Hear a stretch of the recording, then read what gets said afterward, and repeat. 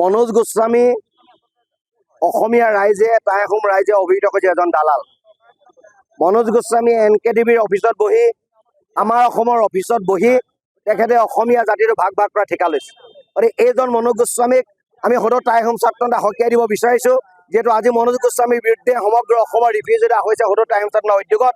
আৰু অহা কালিলৈ শিৱসাগৰত এখন যৌথ সভা হ'ব সমগ্ৰ টাই আহোম জনগোষ্ঠীৰ সংগঠনবিলাকক লৈ। কাইলৈ এটা সিদ্ধান্ত হ'ব যে কাইলৈ আমি মনোজ গোস্বামীৰ বিৰুদ্ধে আমি কি সিদ্ধান্ত গ্ৰহণ কৰিম।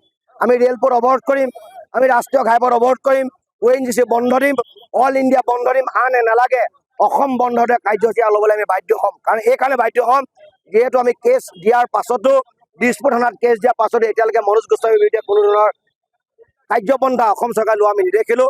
অসমৰ যিজন মুখ্যমন্ত্ৰী তেখেতৰ ওপৰত আমাৰ বিশ্বাস আছে, আস্থা আছে, তেখেতৰ দক্ষ বুলি কয়, তেখেতে চতুৰ ৰাজনৈতিকবিদ বুলি কয়। তেখেতৰ প্ৰতি আমাৰ এটা আহ্বান, গতিকে আপুনি মনোজ গোস্বামী ডাঙৰীয়াক গ্ৰেপ্তাৰ কৰি জাতিটোৰ লগত থকাৰ আপুনি আপোনাৰ যিটো প্ৰতিশ্ৰুতি সেই প্ৰতিশ্ৰুতি আপুনি পূৰণ কৰক। এই দালাল লোপী মনোজ গোস্বামীক গ্ৰেপ্তাৰ কৰি জেললৈ প্ৰেৰণ কৰক, নহ'লে অসমীয়া ৰাইজৰ মাজত ভাঙোনমুখী পৰিৱেশ হ'ব। মই পুনৰবাৰ মনোজ গোস্বামীক জনাব বিচাৰিছোঁ যে মনোজ গোস্বামীয়ে জানে নেজানে যে টাইসকলৰ ইতিহাসটো কিমান পুৰণি। টাইসকলৰ ইতিহাসটো 4,700 বছৰ পুৰণি ইতিহাস।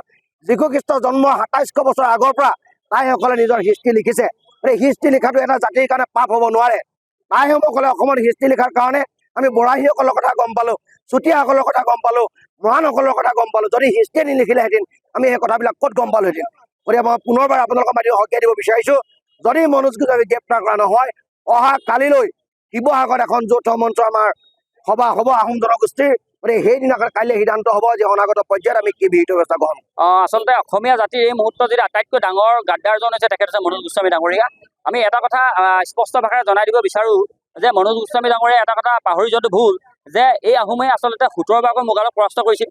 আৰু সেই সময়ত অসমত বসবাস কৰা প্ৰতিটো জাতি জনগোষ্ঠীক আচলতে সুৰক্ষিত ভৱিষ্যতৰ স্বাৰ্থত লাচিত বৰফুকনে যুদ্ধ কৰি নৰিয়া দেহাই যুদ্ধ কৰিছিল। আৰু তেতিয়া কিন্তু সেই সময়ত আমাৰ স্বৰ্গদেউসকলক বা লাচিত বৰফুকনৰ দৰে আমাৰ বীৰসকলক তেওঁলোকে কি নিপ্ৰতিকূল আৰু কি তেওঁ অত্যাচাৰী নামেৰে নামাকৰণ কৰিব নেকি? এই কথাটো আমি তেওঁলোকে প্ৰশ্ন এৰিছোঁ। আৰু সমান্তৰালকৈ তেওঁ এটা কথা জনাটো অতিকে দৰকাৰী যে আহোম স্বৰ্গদেউসকল যেতিয়া এটা ৰাজ শাসন ব্যৱস্থাত আছিল তেতিয়া তেওঁলোকে নিজৰ মূল ধৰ্ম বা পৰম্পৰাগত গোটেই তেওঁ আচাৰ বিচাৰ সকলোখিনি কিন্তু ৰাইজৰ ওপৰত তেতিয়া অসমবাসীৰ ওপৰত জাপি দিব পাৰিলেহেঁতেন বাধ্যবাধকতামূলক।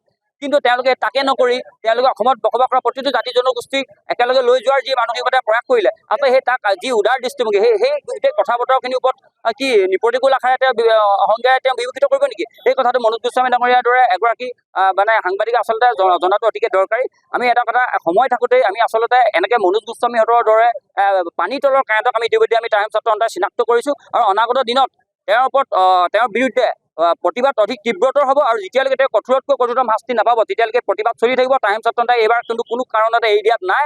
অসমত প্ৰয়োজনত আমি উজনি অসমত তেওঁৰ প্ৰৱেশ নিষিদ্ধ কৰিম। তেওঁ আনুষ্ঠানিক যিবোৰ অনুষ্ঠান থাকিব, তেওঁ সভা সমিতিয়ে তাত গৈ আমি বাধা প্ৰদান কৰিবলৈ আমি কুণ্ঠাবোধ নকৰিম। এই কথাটো ইয়াৰ প্ৰতিবাদ চলিব আমি স্পষ্ট ভাষাৰে জনাই দিছোঁ।